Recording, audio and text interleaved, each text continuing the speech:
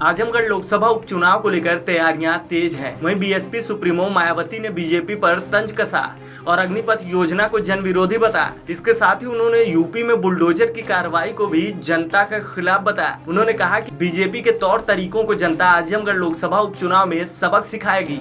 मायावती ने कहा कि यह जग जाहिर है कि बीजेपी और सपा हमेशा एक ही सिक्के के दो पहलू रहे हैं। इन दोनों पार्टियों की नीति एक दूसरे को अंदर ही अंदर राजनीतिक रूप से मजबूत बनाने की है। इसके अनेक उदाहरण मौजूद हैं। इसका खामियाजा औरों से कहीं ज्यादा अल्पसंख्यकों तथा समाज के अन्य अपेक्षित वर्गों के लोगों को उठाना पड़ता है।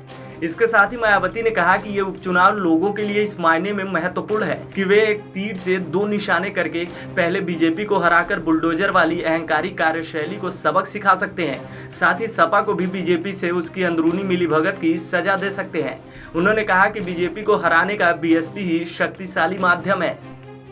हालांकि ये उपचुनाव है, किंतु लोगों के लिए यह इस मायने में खास व महत्वपूर्ण है कि वह एक तीर से दो शिकार करके पहले भाजपा को हराकर उसकी अग्निपथ आदि जैसी जन विरोधी नीतियों व बुलडोजर वाली अहंकारी कार्यशैली का सबक सिखा सकते हैं और साथ ही सपा को भी बीजेपी से उसकी अंदरूनी मिलीभगत आदि की भी सजा दे सकते हैं, जिससे ये पुनः स्थापित हो जाएगा कि खासकर यूपी में भाजपा को चुनाव में पराजित करने के लिए सपा नहीं बल्कि बीएसपी ही सर्वाधिक शक्तिशाली माध्यम है।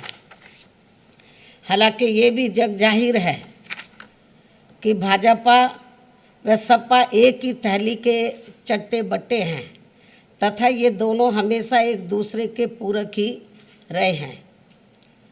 साथ ही इन दोनों पार्टियों की नीति व कार्यशैली एक दूसरे को अंदर अंदर राजनीतिक तौर पर मदद व मजबूत बनाने की ही रही है, जिसके एक नहीं बल्कि अनेकों उदाहरण लोगों के सामने मौजूद हैं, जिसका खामियाजा औरों से कहीं अधिक यहाँ अक़लियतों व समाज के अन्य उपेक्षित वर्गों के लोगों को ही उठाना पड़ता है।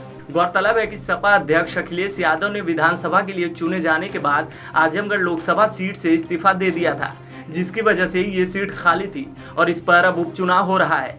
इस उपचुनाव में बीएसपी ने शाह आलम उर्फ गुड्डू जमाली को उम्मीदवार बनाया। वहीं बीजेपी ने दिनेश लाल यादव निरहुआ को, तो सपा मुखिया अखिलेश यादव ने अपने चचेरे भाई और बदायूं के पूर्व सांसद धर्मेंद्र यादव को मैदान में उतारा है। इस खबर में फिलहाल इतना ही। अपडेट्स के लिए बने रहिए वन इंडिया हिंदी के साथ।